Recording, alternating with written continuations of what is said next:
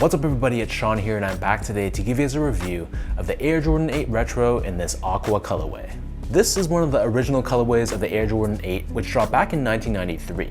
It was famously worn by Michael Jordan during the 1993 NBA All-Star Game in Utah, and it's easily one of the most iconic colorways of the Jordan 8 to ever release. They've retroed a few times over the years, the last time being 2015, but then fast forward 10 years later and they're finally back. So these released on July 19th for $215 US or $270 here in Canada, and these were available at most Air Jordan retailers, including the Closet Inc. here in Canada. The Closet Inc. is an independently owned and operated boutique. They're based right here in Southern Ontario in Canada, and they're my go-to shop when it comes to Nikes and Jordan retros. So if you guys want to support the small independent shops and you're located in Canada, check out the Closet Inc. I'll link their socials, their website down below. So show them some love and tell them that you heard about them through my channel. So the official colorway for these Aqua 8s is black, true red, iron gray, bright concord, and aqua tone. And the Jordan 8 has never really been one of my favorite silhouettes. It's just a very bulky and unbreathable sneaker. But of all the colorways to drop, I can't deny that the Aqua 8 really pops, and it really reminds me of that 90s aesthetic with its use of purple and teal.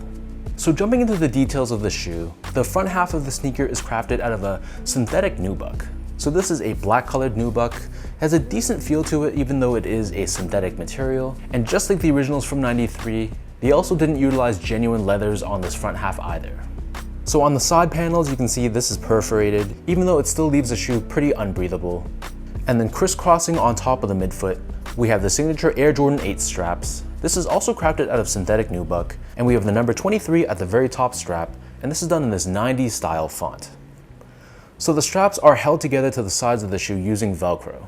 And on the lateral side strap, we have Air Jordan branding here. Covering the eyelets, we have a gray colored genuine suede, and I never owned a pair of the originals, but just from comparing these to online images, it seems like the shade of gray used on this retro is noticeably lighter compared to the originals, which were more of a darker gray. We have an oval shaped cutout on the ankle collar area, and underneath this we have more of that perforated synthetic nubuck. And then on the back of the shoe, we have this ribbed finish, which extends all the way down to the bottom of the sneaker. For the laces, this pair only comes with one lace option, and they're a flat black colored lace. Underneath this, we have a stretchy neoprene tongue, and then on the top of the tongue, we have a chenille patch. This is definitely my favorite part about the Aqua 8s. It has this very plush, fuzzy feel to it. So the tongue wraps your foot, and you can see how it extends to the heel, hugging the back Achilles area of your foot as well. And there's also a woven pull tab to help get your foot into and out of the shoe a little bit easier. Beyond that, the interior side walls of the shoe, this is covered in this black colored liner. And then for the insoles, these come with an actual polyurethane foam insole. And on the top, we have this retro styled abstract graphic, which really screams 90s to me.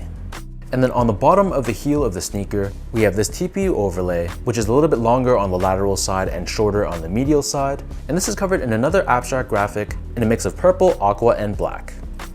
So the upper of the Air Jordan 8 sits atop a polyurethane foam midsole, which is painted in a mix of aqua, along with this shiny and glittery purple colored finish on both the forefoot and the heel. Encased within this midsole, we have Nike Air technology underneath the forefoot as well as underneath the heel. And then on the bottom of the shoe, this is your classic Jordan 8 outsole, constructed primarily out of a black colored rubber. We have this circular style traction pattern, which is found on the forefoot and the heel, a red colored Jumpman logo on the forefoot, along with that same abstract graphic that we saw on the insole. This runs down the bottom half of the outsole.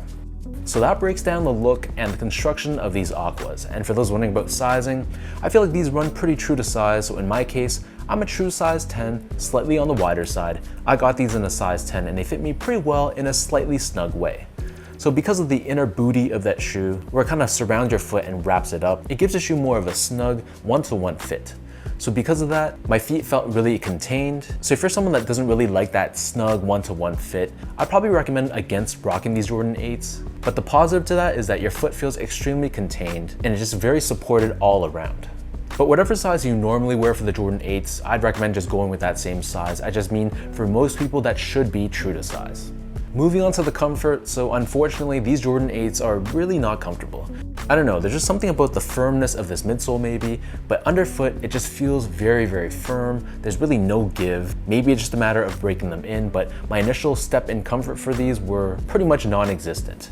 It feels like I'm just stepping on a hard board, And to add to that, the upper of the shoe, while it's decently comfortable in the sense that it's hugging your foot like a sock, it feels very chunky and very unbreathable, so your feet are really gonna get warm when you rock these for extended periods. So if you're looking to buy these, I'd buy these just for the style, for the nostalgia. I don't recommend you buy these if you're looking for a comfortable Air Jordan Retro. Finally, in terms of the quality and the craftsmanship, so first off, material quality I thought was fine. It's a mix of synthetic materials and some genuine leathers, so it's pretty much your average mass-produced Air Jordan Retro. The build of the shoe I thought was fine, at least. There were no major flaws on my pair. The only thing I wasn't really in love with was this lighter shade of gray on the heel. If they had made this a little bit darker of a gray, I would have liked these a little bit more, but at this point I'm just nitpicking. I still think it's a really clean retro of the Aqua 8s.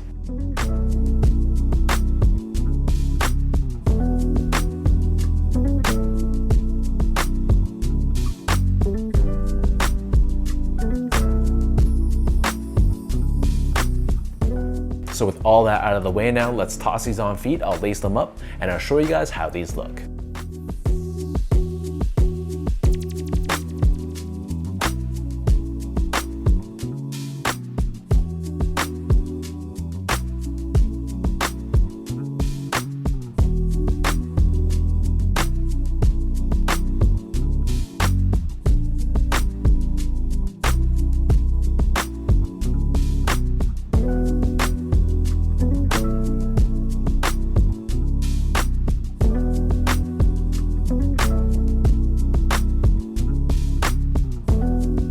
All in all, like I mentioned from the start, the Aqua 8s just screams early 90s to me. But if you're asking me from an actual wearability standpoint in 2025, for me at least, I don't see myself rocking Jordan 8s that much, if at all.